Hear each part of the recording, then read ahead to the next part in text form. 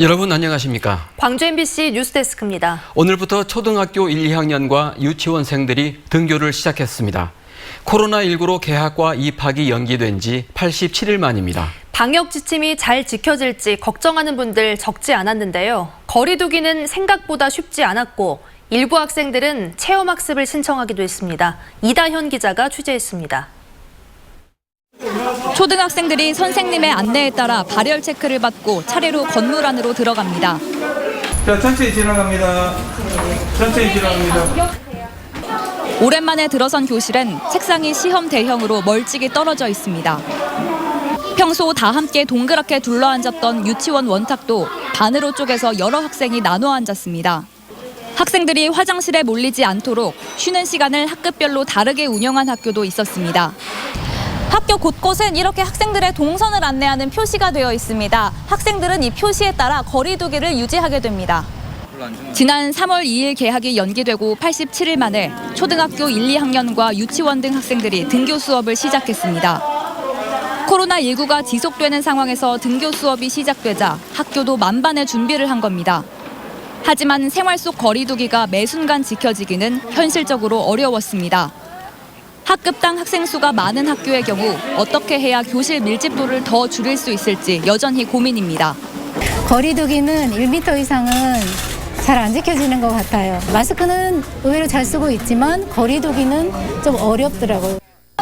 학부모들도 본격화된 등교 개학에 코로나19가 확산되지는 않을까 우려하고 있습니다.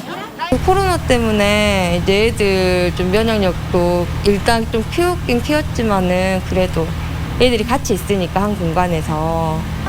등교 수업 대상인 7만 8천여 명 중 1,600여 명은 체험학습을 신청하기도 했습니다. 체험학습 신청이 평상시보다 지금 많이 신청한 것으로 보입니다. 일부 학부모들의 어떤 불안감이나 이제 이런 것들이 반영되지 않았나 그렇게 판단하고 있습니다.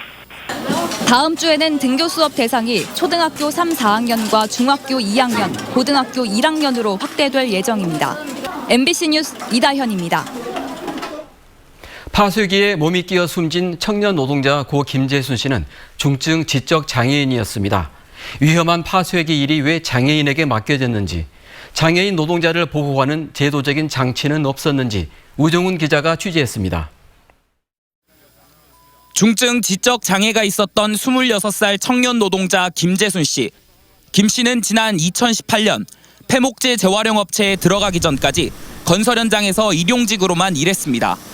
취직 후 김 씨는 건설 현장에서 일할 때와 달리 일이 힘들다는 이야기를 주변에 자주 털어놨습니다. 다른 일을 배우겠다며 1년 만에 그만뒀지만 3개월 뒤 다시 돌아갈 곳은 재활용 업체뿐이었습니다. 근데 거기 간 뒤로는 힘들단 말을 자주 하더라고. 왜냐면 일단 너무 늦게 끝나니까. 자기가 막 일 못하고 그러면 뭐라 한대요. 예. 막 지가 막 혼잣말 이러고 아니 내가 장애인인데 그러니까 잘 모를 수도 있지. 막 그걸로 성질 내고 막 그랬다고. 회사는 김 씨의 몸이 불편한 사실을 알았지만 10인 규모의 영세 사업장에서 장애에 대한 고려는 없었습니다. 위험에 대한 인지 능력이 부족한 중증 지적 장애인이었지만 김 씨는 합성 수지를 파쇄하는 업무를 계속 맡았습니다. 지원자가 적은 재활용 업계에선 장애인과 외국인 등을 고용하고 위험 업무를 시키는 것이 흔한 일입니다. 얘가 그래도 참 착실하고 좋은 애입니다. 말이 없어요. 시키는 대로 하는 쪽이에요. 일을 하다가 중요한지 이 사람이 문제 어떻게 보면 장애인도 진짜 쩔룩쩔룩하는 장애인분이 계시나고 그분도 채용해야 될 마당인데 그런 것을 우리가 따지진 않죠. 업무 현장의 안전을 사전 점검하고 위험 업무에서 배제할 수 있게 하는 장애인 고용공단의 지원 제도가 있지만 김 씨는 예외였습니다. 당사자나 부모, 업체에 신청이 없으면 지원이 안 되기 때문입니다. 광주 전남의 8만 4천여 명 장애인 중 근로지원을 받는 이는 230여 명에 불과합니다. 그런 제도가 있는 걸 모르는 분들이 대다수입니다. 솔직히 말씀드리면. 그러니까 우리나라가 참 희한한 게 그런 제도를 다 신청주의라서. 월급 받는 날엔 홀로 고기 사 먹는 게 유일한 사치였다던 김 씨. 일손이 부족한 회사와 신청을 안 했다고 무심했던 사회의 묵인 속에 20대 청년은 일터에서 숨을 거뒀습니다. MBC 뉴스 우종훈입니다. 40년 전 오늘은 광주를 최후까지 지키던 시민군들이 계엄군에 의해 무참히 진압된 날입니다. 전두환 세력은 자신들이 저지른 일을 끝까지 감추려 했지만 실패했습니다. 광주의 진실을 알리기 위해 모든 것을 내던진 사람들이 있었기 때문입니다. 오늘 밤 방송되는 5.18 40주년 특집 다큐멘터리 2부의 주인공들입니다. 김철원 기자가 소개합니다. 1981년 1월 전두환이 미국을 찾았습니다. 금남로의 핏자국이 아직 마르지 않았지만 하루라도 빨리 정식 권력자로 인정받고 싶었기 때문이었습니다. 본인은 이번 방문을 통하여 새로 취임한 레이건 대통령에게 한국 정부를 대표하고 국민을 대신하여 축하의 인사를 전하는 한편 광주는 신음하고 있었고 국내에서는 모두가 찬양하기에 바빴지만 재미교포들은 전두환의 미국 방문에 분노했습니다. 데모하는 우리 워싱턴 교포들이 앞을 막고 있어가지고 그 부인이 이 둘이서 이렇게 들어가는데 뒤로 이제 들어가는데 여기 교포 한 분이 손가락질하면서 너 어디라고 여기 워싱턴에 오느냐. 그러니까 이순자 여사가 그게 총으로 쏘는 줄 알고 뒤로 완전히 나가 자빠졌어요. 일본과 독일에서도 교포들이 광주 시민들을 위한 성금 모금 활동은 물론 거리 시위를 통해 광주의 비극을 알려나갔습니다. 돈 벌어서 한국에 보내지 왜 너도 경상도 사람 사투리 쓰는데 왜 광주 것들 도와주려고 그런 난리를 지으냐. 막 그렇게 협박 전화를 하더라고요. 네. 미국에서 광주를 알려나가는 운동의 중심에 5.18 마지막 수배자 고 윤한봉 선생이 있었습니다. 윤상원과 박관현 등 죽어간 동지들을 생각하며 더욱 열심히 활동했지만 한평생 죄책감을 떨치지 못했습니다. 윤한봉 선생이 얘기하는 광주나 딴 거보다 자기 그 죄책감, 나 그게 제일 하여튼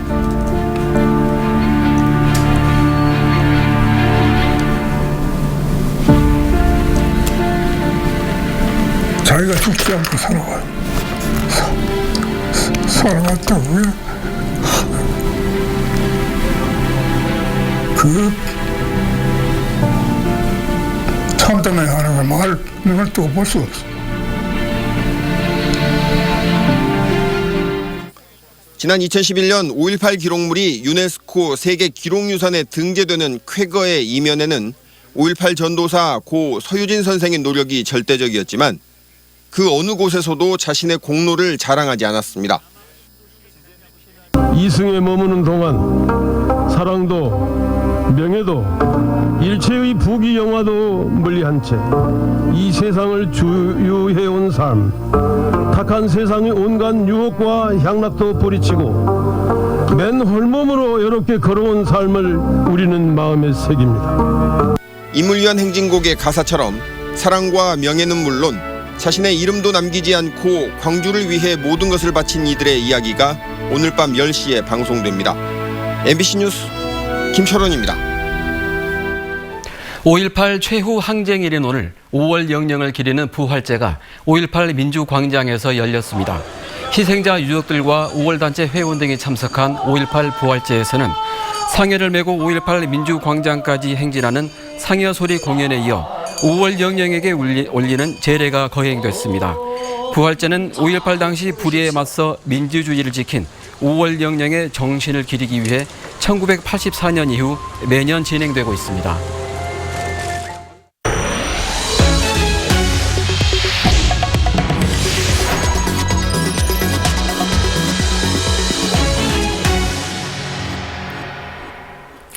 전남에서도 애플망고와 바나나 등 20종이 넘는 아열대 작물이 재배되고 있는데요. 남도의 자연과 맛이 담긴 이 작물들이 오매향이라는 통합 브랜드로 시장 공략에 나섰습니다. 보도에 이재원 기자입니다.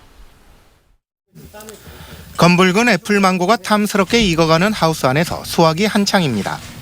기후변화를 대표하는 아열대 작물로 이번 달부터 본격적인 출하가 시작됐습니다. 1헥타르의 하우스에서 예상되는 생산량은 어림잡아 18톤 남짓. 킬로그램당 4만 원을 호가하는 소비자 가격을 생각하며 농장주는 저절로 흥이 납니다. 이제 점차적으로 이 하나하나 수수께끼를 풀어가면서 좀 한편으로는 희망이라는 게 보이기 때문에 저는 더 앞으로 장기적으로 좀 더 많이 배우면서 더 기대 있는 품목이라고 생각합니다. 이곳에서 재배되는 애플망고의 평균 당도는 17브릭스, 주 재배지인 대만이나 페루에서 생산되는 것보다 평균 5브릭스 이상 높습니다. 애플망고를 비롯해 전남 지역에서 재배되는 아열대 농산물은 커피와 바나나, 백향과 등 25개 종에 이르고 있습니다. 아열대 농산물이 다양해지면서 판로를 고민하던 농협과 농민들은 애플망고 출하 시점에 맞춰 시식과 품평회를 열었습니다. 이 자리에서 전남 지역의 다양한 아열대 농산물은 5가지의 매력과 남도 특유의 감탄사를 연상시키는 오매양이라는 브랜드로 재탄생했습니다. 소규모로 흩어져 있는 각 면단위, 시군단위 흩어지는 농가들을 한 군데로 모아서 판로를 이렇게 개척해주자는 차원에서 오매양 브랜드를 만든 겁니다. 요즘 그 고객들이 이 아열대 작물에 대해서 굉장히 많이 선호를 많이 하시기 때문에 저희 쪽에서 또 이게 전국적으로 좀 판로 확대가 될 수 있도록 이렇게 열심히 노력하도록 하겠습니다. 기후 변화에 따른 대체 작목으로 인기가 높아지고 있는 아열대 작물.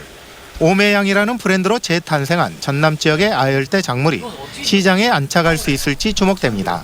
MBC 뉴스 이재원입니다. 예년 같으면 요즘 이맘때 남녘 바다에서는 꽃게가 넘쳐날 때인데요. 올해는 상황이 전혀 다릅니다.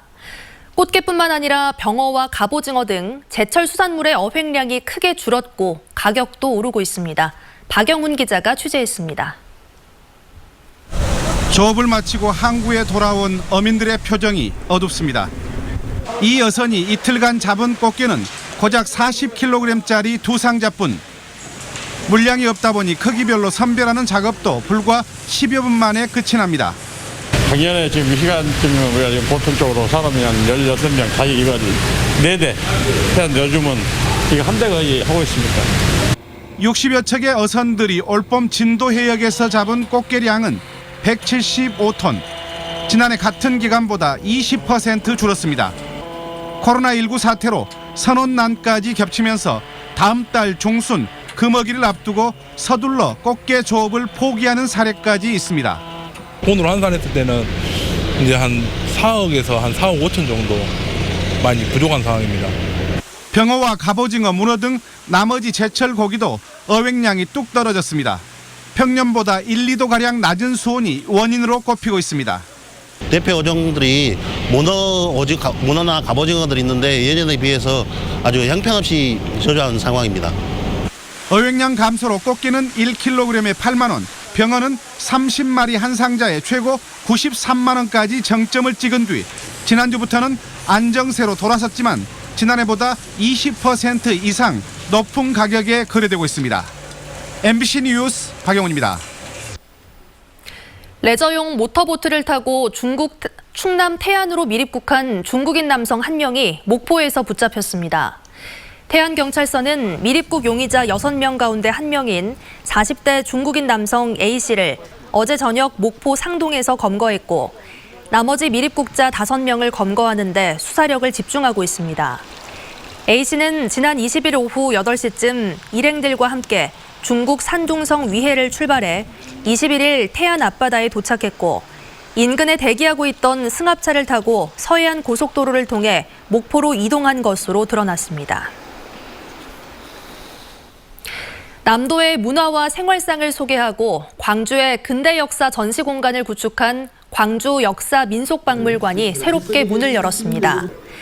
개편된 박물관에는 의병청 기능을 했던 절양루가 재현됐고 광주의 옛 모습을 원형에 가깝게 만든 대형 광주읍성 모형 등이 전시됐습니다. 광주 역사 민속박물관은 지난 3년 동안 노후 시설을 보수하고 전시 공간을 추가해 새로 개관했습니다. 광주시가 ICT 전문기관인 한국정보화진흥원과 광주형 인공지능 비즈니스 기반을 조성하기 위한 12번째 업무 협약을 체결했습니다. 광주시와 한국정보화진흥원은 업무 협약을 통해 광주 AI 데이터 센터 구축과 활성화를 위해 함께 노력하고 데이터 기반의 AI 산업 생태계 조성에 상호 협력하기로 했습니다. 한국정보화진흥원은 빅데이터 플랫폼과 센터 구축 사업 전담 기관으로 데이터를 플랫폼에서 분석 유통하고 혁신 서비스를 발굴하는 일을 하고 있습니다. 가치와 시스템 철학. 소규모 병설 유치원의 통폐합을 놓고 논란이 일고 있습니다. 광주시 교육청은 121개 병설 유치원 가운데 원화수가 10명이 안 되는 소규모 병설 유치원 19곳을 인근 유치원과 통폐합하는 방안을 검토하고 있습니다. 이에 대해 학벌 없는 사회를 위한 시민 모임은 원거리 통학으로 학부모들의 불편이 커지고 유아교육 공공성 강화 방침에도 역행한다며 이를 중단하라고 촉구했습니다.